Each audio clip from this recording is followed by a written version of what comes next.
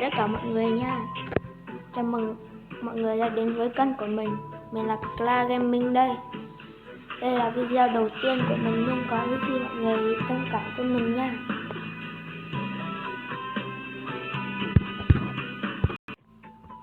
Thì video hôm nay chủ yếu là mình giới thiệu về kênh của mình là đây. Kể từ bây giờ mình sẽ làm YouTube về Free Fire nha mọi người. Nếu trong video mình bắn ra thì mọi người thông cảm cho mình nha. Mình sẽ bắn để chạy huấn luyện cho mọi người xem.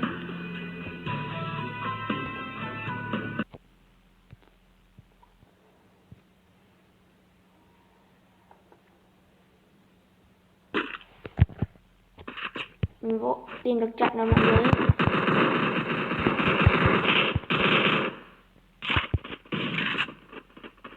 Ấy, mình lên lại nha. Rồi giờ mình sẽ kiếm lấy súng.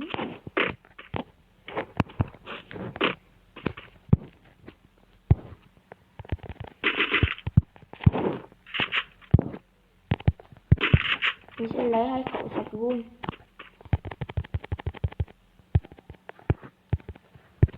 Rồi mình sẽ vô.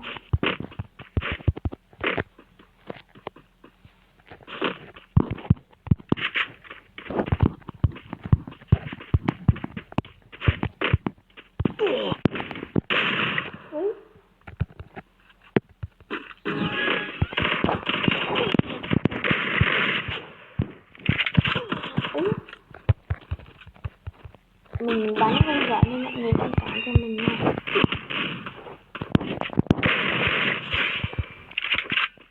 Mình kéo tâm ngu lắm.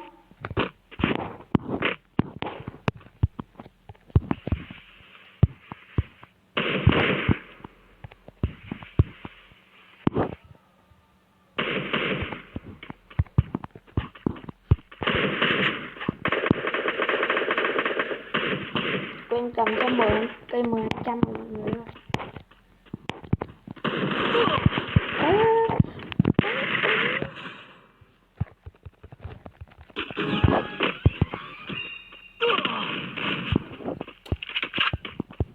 Bắn đi, cứ bắn đi. Bắn đi. Yếu 24 máu. Nó yếu lắm rồi. 24 máu.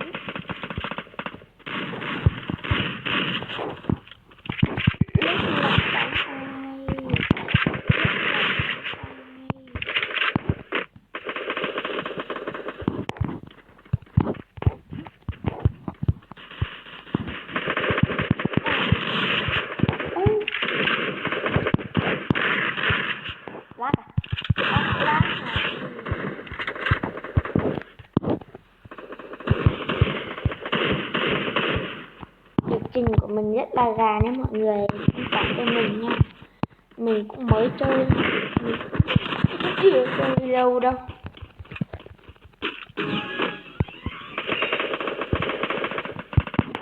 Chơi được có mấy mùa.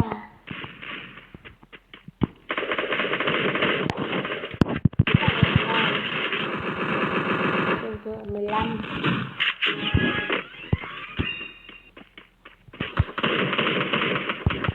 Mình sẽ lên mình giết này.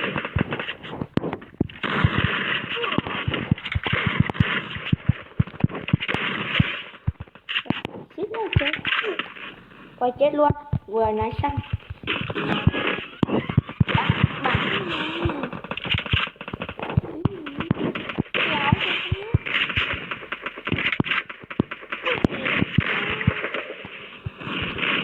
Mình ra mình lấy khẩu tầm xa.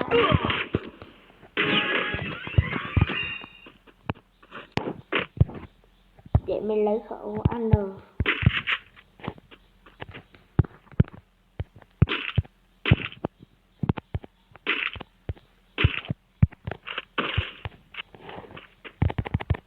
Rồi lấy cho máu. Vô thôi.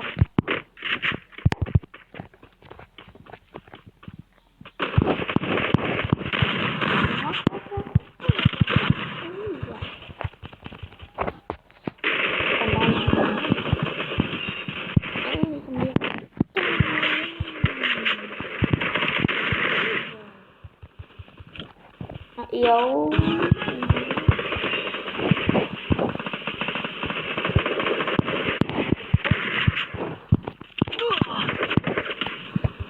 Đó trên kia mọi người.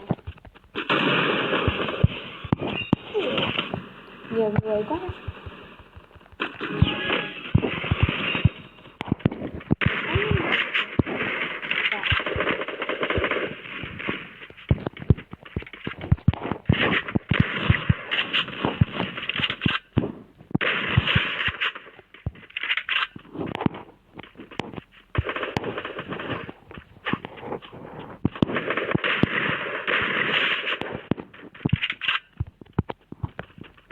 Còn mỗi cái thằng cầm kiếm này nè.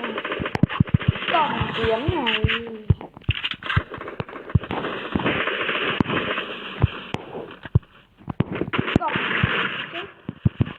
Cầm gì đúng có đúng người dưới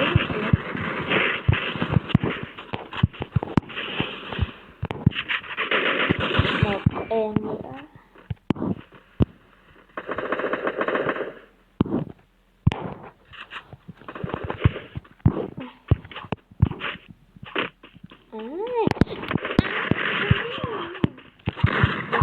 Ui, mình định nói là mình sẽ đánh tay đôi với nó mà đánh nhưng lại chém chết mình.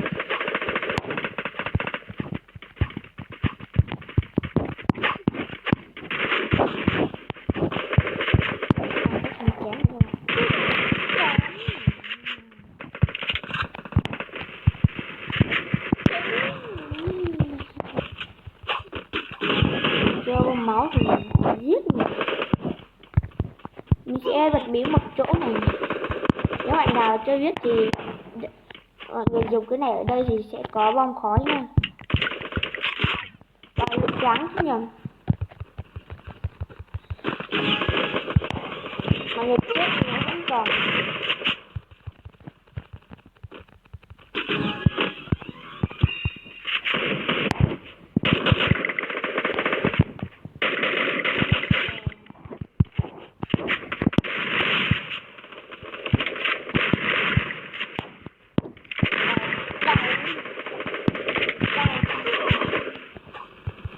Ghét cái thằng katana này lắm.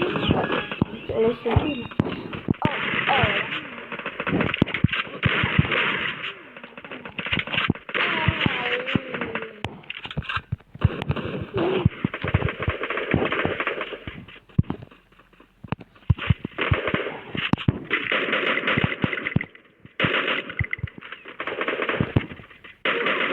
Ôi giời, kéo lên không được.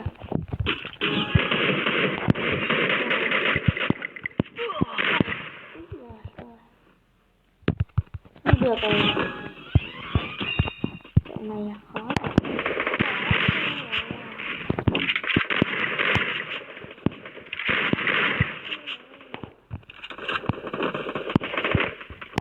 Ôi, giời.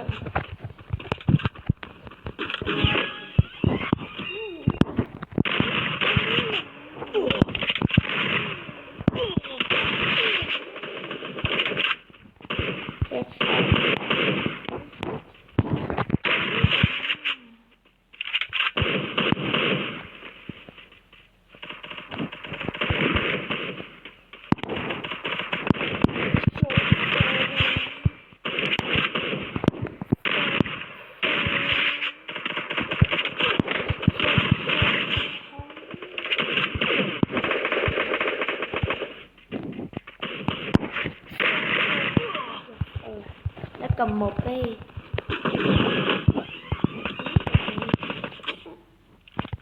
ấy giờ ném bom lên là không được, mình ném chậm. Ui, cái sót mình ui.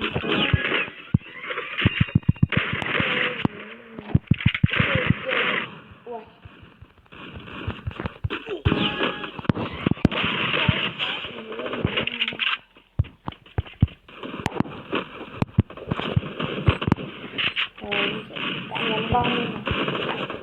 Quả cho mình ra. Quả chưa.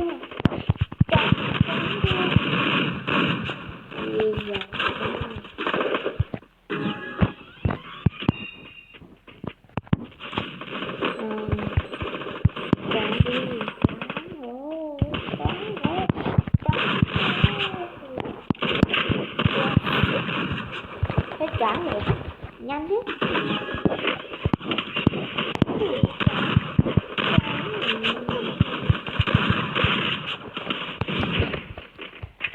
Không được rồi.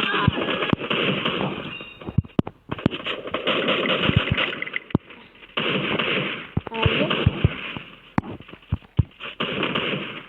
Giờ mình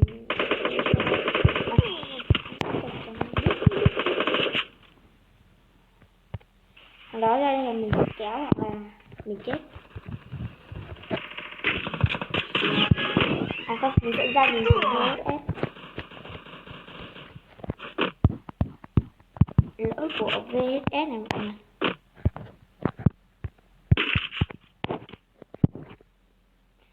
Rồi, VSS đã thầy mọi người lấy 2 cái nhá. Một trái qua trái lại 5 lần. Rồi. Rồi mình vô lên nó.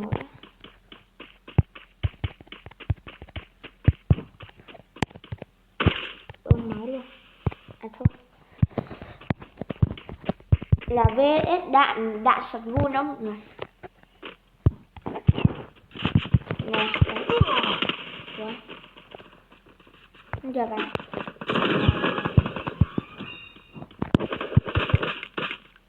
Đấy, đó.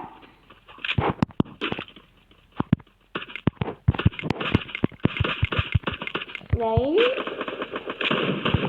Như nỏ mọi người, nhưng mà nó lại đạn rất là nhiều. Không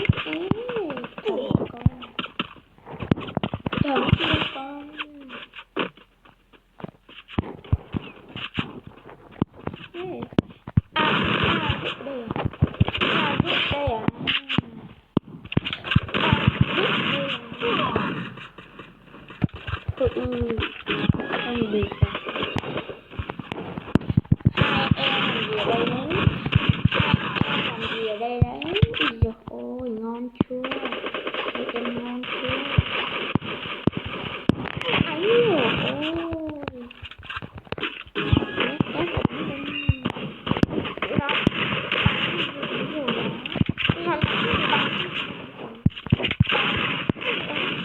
Mình như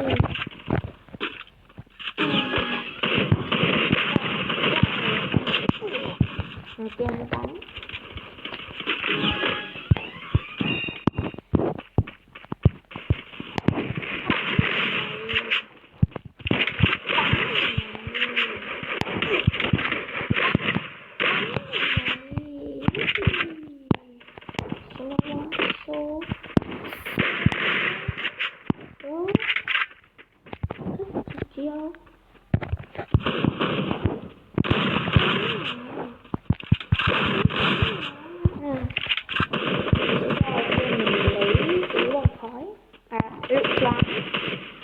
Mình cứ nhầm đó. Rồi. Quá. Vừa có trên này.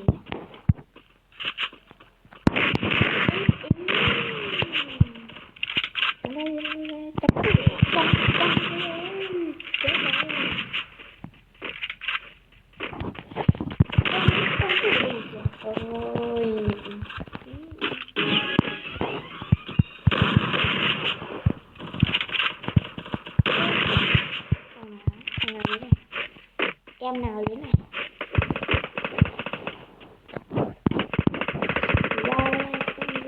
Không ném một lời. Thôi chắc mình sẽ kết thúc video tại đây nha. Hẹn mọi người vào các video tiếp theo nha. Bye bye.